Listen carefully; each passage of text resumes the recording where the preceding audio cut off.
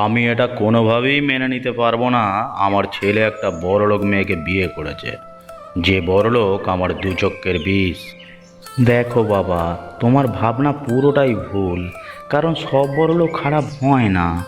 অভয়া ভালো মেয়ে, এটা তুমি একটু বুঝবার চেষ্টা করো। সবাইকেই আমার জানা আছে, প্রত্যেকটা বড়লোক একই ধাঁচে।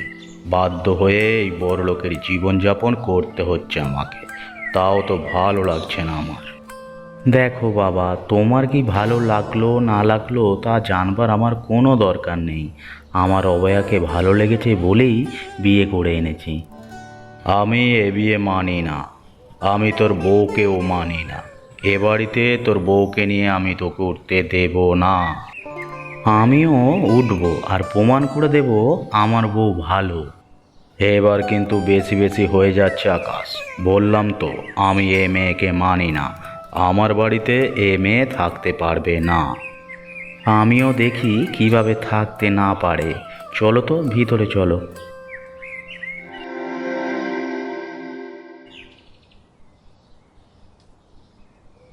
কি হলো? তুমি রান্নাঘরে বসে কি করছো? তোমাকে তো রান্নার কোনো দায়িত্ব দেওয়া হয়নি। আসলে রান্নার সময় হয়ে গেছে তো তো তাই আমি একা একাই চলে এসেছি রান্না করতে। কিছু মনে করবেন না দিদি। এই হলো বড়লোকেদের এক বিরাট সমস্যা। সব কিছু নিজে নিজে বুঝতে চায়। নিজেকে কি ভাবোটা গো তুমি? আমি আবার কি ভাবতে যাব? আমার কোথাও যদি ভুল হয়ে থাকে তাহলে বলুন। আপনার থেকে অনুমতি নেওয়া হয়নি, তাই না? তাহলে আমি দুঃখিত। রাখো তো তোমার ন্যাকা ন্যাকা কথা তোমার কাছে। আমি এসব শুনতে চাই না। এই রান্নাঘর আমার, এখানে অধিকার শুধু আমার। তোমাকে তো বাবা মানেইনি। এখানে আমার কি দোষ? আমিও তো বাড়ির বউ। আমি রান্না বান্না করতে পারবো না? তোমরা হলে বড়লোকের ঘরের মেয়ে, তোমরা রান্না বান্নার কি বোঝো? ওই রান্না মুখে দেওয়া যাবে? অবশ্যই যাবে দিদি। আমি তো রান্না বান্না খুব ভালো পারি। মা আমাকে সব শিখিয়ে দিয়েছে। ও সব কথা তুমি এখানে বলতে শোনা গো। এখান থেকে যাও, আর যেন কখনো তোমাকে এখানে না দেখি। তাহলে তো সমস্ত কাজ আপনাকে একা একাকে করতে হবে। আমি হলে না হয় আপনাকে একটু সাহায্য করতে পারতাম। সেসব নিয়ে তোমাকে ভাবতে হবে না। এত বছর যখন আমি একা একা রান্না করতে পেরেছি, এখনো পারবো। ঠিক আছে, তাহলে আপনি একাই রান্না করুন। রান্না করা হয়ে গেলে আমাকে খেতে অবশ্যই ডাকবেন। কি বললে তুমি? এখানে আমি তোমার কাজের লোক নাকি যে তোমাকে রান্না বান্না করে খাওয়াবো? আজ আসুক বাবা, আমি বাবাকে সব বলবো। তোর বউয়ের কত বড় সাহস! আজকে এসে আজকে বড় বউয়ের সাথে তর্ক করছে। তাকে যা নয় তাই বলছে আজকে। দেখো বাবা, তুমি যে ঘটনা শুনেছো সেই একই ঘটনা আমিও শুনেছি। এতে আমি আমার বউয়ের কোনো দোষ দেখি না। দেখিস না মানে? তোর বউ বড় বউকে বলেছে রান্না বান্না করে যেন তোর বউকে খাওয়ানো হয়। কেন, বাড়ির সবাই কি তোর বউয়ের চাকর নাকি? এই কারণেই আমি বড় লোকদের দেখতে পারি না। আমার বউ তো প্রথমেই রান্না করতে গিয়েছিল, তাকে অপমান করে ঘর থেকে বের করে দেওয়া হয়েছে। তাই আমার বউ এ কথা বলেছে। এখন বানিয়ে বানিয়ে তোর কানে অন্য কথা ঢালা হচ্ছে, তাই না? বড় বউ এত বছর যাবত এ বাড়িতে আছে, আমরা তাকে অবিশ্বাস করব? তাই বলে তোমার বড় বউ কোনো দোষ বা অন্যায় করতে পারে না, তাই না? না, পারে না। আমি তো আমার বাড়িতে এত ঝামেলা চাই না। আমি চাই তুই তোর বউকে নিয়ে এক্ষুনি এই মুহূর্তে বাড়ি থেকে বের হয়ে যাবি। কেন? আমি তো এ বাড়ির ছেলে। আমি কেন আমার বউকে নিয়ে এ বাড়ি থেকে বের হয়ে যাব? আমি এ বাড়ির মালিক, তাই আমি যা বলবো সেটাই হবে। তোর বউকে নিয়ে তুই এখানে কোনোভাবেই থাকতে পারবি না।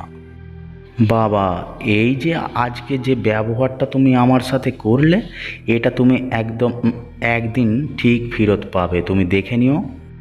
তুই আমাকে শেখাচ্ছিস? ওই বড়লোক মেয়েটার সাথে থাকতে থাকতে আজকে তোরা এত অধঃপতন হয়েছে। অধঃপতন কার হয়েছে সেটা আমি দেখতেই পাচ্ছি, আর তুমি সেটা খুব শিগগিরই বুঝতে পারবে। আমি তোমাকে অনেক কষ্ট দিচ্ছি অভয়া। তোমাকে সেই কোন বড় ঘর থেকে টেনে নিচে নামিয়ে এই পাতার ঘরে রেখেছি। তুমি এমনভাবে বলছো কেন? আমি তো তোমাকে আগেই বলেছি, তোমাকে বিয়ে করে আমি আমার সব ছেড়ে এসেছি। সেটাই তো আমার একমাত্র দুঃখ। তুমি আমাকে বিয়ে করে সব হারিয়েছো, নিজের সুখ হারিয়েছো। এটা একদম ঠিক কথা নয়। তুমিই আমার একমাত্র সুখ, সেটা তুমি ভালোভাবেই জানো। এখানে থাকতে আমার একদম কষ্ট হচ্ছে না। আমি জানি তোমার অনেক কষ্ট হচ্ছে, কিন্তু আমার মুখের দিকে তাকিয়ে তুমি কোনো কিছুই বলছো না। ও সব কথা বাদ দাও তো। এখন আমরা দুজনে এক হয়ে নতুন করে সংসার শুরু করব। এই পাতার ঘর হবে আমাদের প্রথম সংসার। তুমি দেখো, বাবা একদিন নিজের ভুল ঠিক বুঝতে পারবে, তারপর আমাদেরকে কাছে টেনে নেবে। আমি জানি গো, কিন্তু বড় লোকদের প্রতি বাবার এরকম মনোভাবের কারণ কি? সে অনেক কারণ। বাবা তখন গরিব ছিল, মা বিনা চিকিৎসায় মারা গেছে। গ্রামের যিনি জমিদার ছিলেন তার কাছে টাকা ধার চেয়েও বাবা তখন টাকা পায়নি। তাহলে বাবা কিভাবে জমিদার হয়ে গেল? এরপর ওই গ্রামের জমিদার মারা যায়। তারপর গ্রামের সবাই বাবার সৎ কাজের জন্য তাকে জমিদার হিসেবে নিযুক্ত করে। তোমার বাবাকে দেখে আমার একটা জিনিস খুব ভালো লেগেছে। তিনি জমিদার হয়েও গরিবদের মতো জীবনযাপন করেন আর গরিবদের খুব ভালোবাসেন। বাবা মানুষ হিসেবে খুব ভালো, শুধু বড়লোকদের ওপর তার খারাপ প্রভাব বলেই তোমাকে মেনে নেয়নি। সব কিছুই তো বুঝতে পারছি। এবার চলো, অনেক কাজ পড়ে আছে।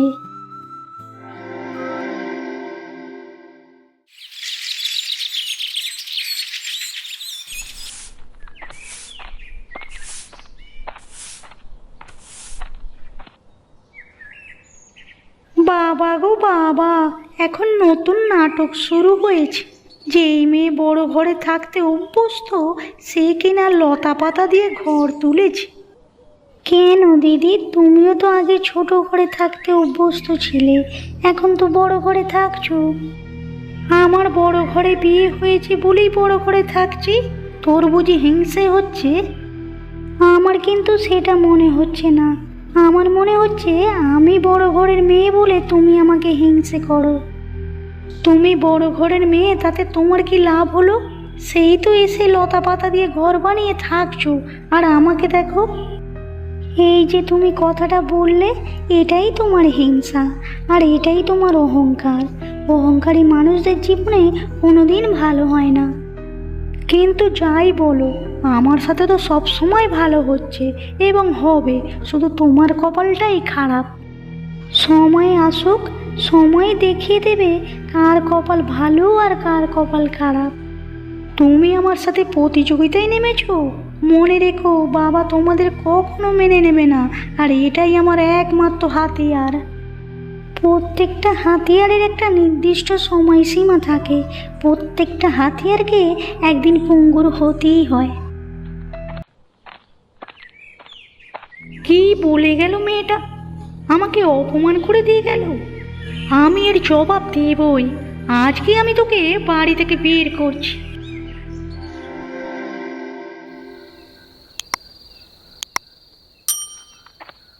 বাবা, ও বাবা, আকাশ এসব কি শুরু করেছে? ও আমাদের বাড়ির পাশে লতা পাতা দিয়ে ঘর তুলেছে, আমাদের মান সম্মানের আর কিছু রইলো না। প্রদীপ, বড় লোকদের মতো মান সম্মান করো না। ওরা যা করেছে করুক, আমাদের কি? আমাদের ঘরে তোরা থাকছে না। তাই বলে আমাদের ঘরের পাশে ওরকম ঝুপড়ি ঘর তুলবে বাবা?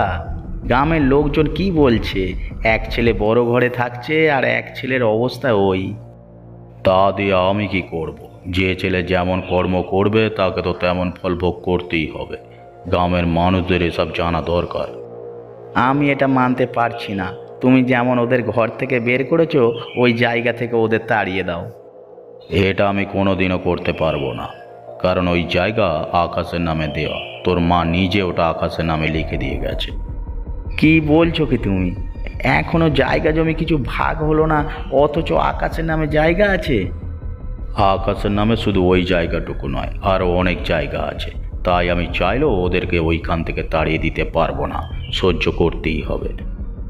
এটা কিন্তু ঠিক হলো না বাবা, আমার নামে কোনো কিছুই নেই। যখন জায়গা দেওয়া হয়েছিল, অর্থাৎ যখন আমরা গরিব ছিলাম তখন দেওয়া হয়েছিল। তোর মা নিজে আকাশের নামে লিখে দিয়ে গেছে। তাহলে মা মারা যাওয়ার সময় তুমি ওই জায়গাগুলো বিক্রি করে দিলেই পারতে, তাহলে আর মাকে বিনা চিকিৎসায় মরতে হতো না। আমি চেয়েছিলাম, কিন্তু তোমার মা রাজি হয়নি। নিজের দিব্যি দিয়েছিল বলেই এই কাজটা আমি সম্পূর্ণ করতে পারিনি। কিন্তু জমিদারের কাছে বন্ধ রাখতে চেয়েছিলাম, জমিদারও রাজি হয়নি। এসব আর এখন শুনতে ভালো লাগে না, পারলে ওদেরকে এখান থেকে তাড়িয়ে দাও। আমার পা স্পর্শ করবার তোমার কোনো অধিকার নেই। আমি তোমাকে আমার পুত্রবধূ হিসেবে মানি না, এটা তুমি জানো না? জানি বাবা, কিন্তু আপনি না মানলেও এই দুবো সত্যিটা বদলাবে না। তুমি তো খুব ভালো কথা বলতে পারো। এমন ভালো ভালো কথা বলেই আমার ছেলেটার মাথা খেয়েছো, তাই না? দেখুন বাবা, আমি বড় ঘরের মেয়ে, আমার কোনো কিছুর অভাব নেই। আমি শুধু শুধু আপনার ছেলের মাথাটা কেন খাবো? সেটাই তো আমার প্রশ্ন। পৃথিবীতে আর কোনো ছেলে ছিল না যে আমার ছেলেটাকে কেড়ে নিতে হলো তোমায়? তোমরা বড় লোকেরা শুধু কেড়েই নিতে জানো। আমি তো জন্মগত বড় লোক নই, গ্রামের মানুষেরা আমাকে বড় লোক বানিয়েছে, তাই আমি তাদের পাশে থাকি। কিন্তু বাবা, আমরা অনেক কিছুই করতে জানি। যেমন আপনি বড়লোক হয়েও গ্রামের মানুষদের সেবা করেন, আমিও তেমন। তোমার দোষ নয়, দোষ হলো আমার কপালে যে আমার ছোট ছেলে তোমাকে বিয়ে করে নিয়ে এসেছে। তুমি একটা অসভ্য মেয়ে। চিন্তা করবেন না বাবা, একদিন আপনার উপকারে এই অশুভ মেয়েটাই কাজে আসবে। এরকম আরও মজার মজার গল্প দেখতে আমাদের চ্যানেলটিকে সাবস্ক্রাইব করতে ভুলবেন না।